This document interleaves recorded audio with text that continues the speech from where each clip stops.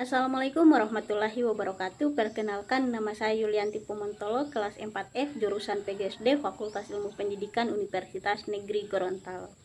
Di sini saya akan menjelaskan materi tentang perbandingan antara potret pembelajaran kelas rangkap dengan keadaan di lapangan. Yuk disimak videonya ya.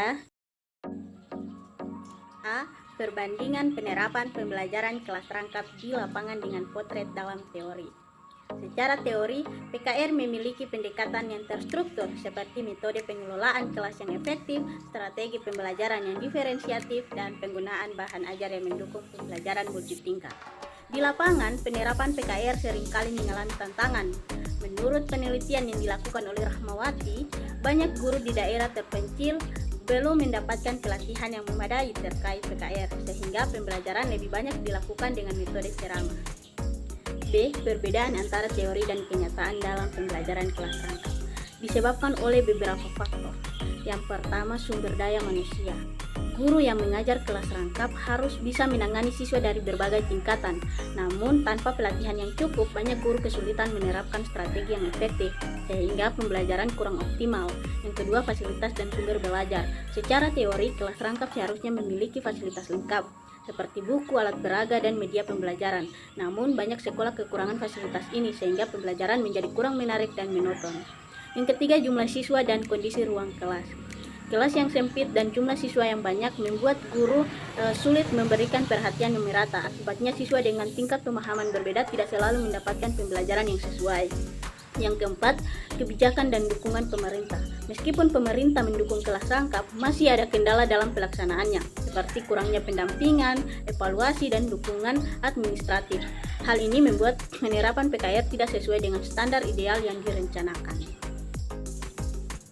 C. Tantangan dan kendala dalam implementasi PKR dibandingkan dengan potret yang diharapkan.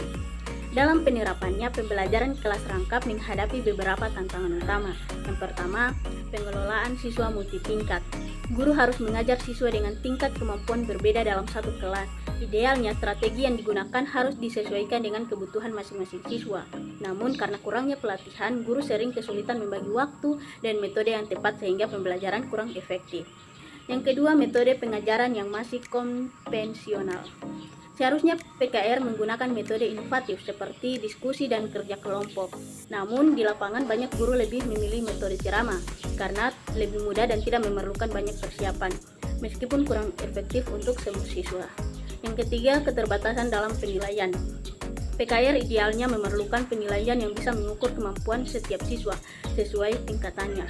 Namun dalam praktiknya guru sering melakukan penilaian secara umum sehingga sulit mengetahui perkembangan belajar masing-masing siswa secara spesifik. D. Efektivitas metode dan strategi pembelajaran dalam PKR di lapangan dibandingkan dengan potret ideal. Dalam pembelajaran kelas rangkap seharusnya digunakan metode yang menyesuaikan dengan kemampuan siswa, seperti yang pertama, pembelajaran berbasis kelompok. Siswa belajar dalam kelompok sehingga mereka bisa saling membantu dan berinteraksi. Metode ini membuat pembelajaran lebih aktif dan menarik. Yang kedua, pembelajaran berbasis proyek. Siswa mengerjakan tugas sesuai minat dan kemampuannya. Cara ini membantu mengembangkan kreativitas dan memudahkan guru menangani perbedaan tingkat siswa. Namun di lapangan banyak guru masih menggunakan metode ceramah seperti tadi karena keterbatasan fasilitas pelatihan dan sumber daya. Akibatnya pembelajaran menjadi kurang efektif dan kurang sesuai dengan kebutuhan siswa yang beragam. E. Dampak perbedaan antara potret pembelajaran kelas rangkap dengan keadaan di lapangan terhadap kualitas pembelajaran. Perbedaan antara teori dan praktik dalam pembelajaran kelas rangkap berdampak pada kualitas pembelajaran. Di antaranya, yang pertama, ketimpangan pemahaman materi karena guru sulit membagi perhatian secara merata. Beberapa siswa bisa tertinggal dalam memahami materi. Akibatnya ada perbedaan pencapaian akademik antara siswa yang berbeda tingkatannya. Yang kedua, hambatan dalam kemandirian belajar. Idealnya siswa harus bisa belajar mandiri dengan bimbingan guru. Namun, jika metode yang digunakan terlalu banyak ceramah, siswa kurang terbiasa berpikir dan belajar sendiri, sehingga perkembangan keterampilan mereka terhambat. Yang ketiga, penurunan motivasi belajar. Jika pembelajaran tidak menarik dan perhatian guru kurang merata, siswa bisa kehilangan semangat belajar. Hal ini membuat mereka kurang termotivasi dan akhirnya berdampak pada hasil belajar yang menurun.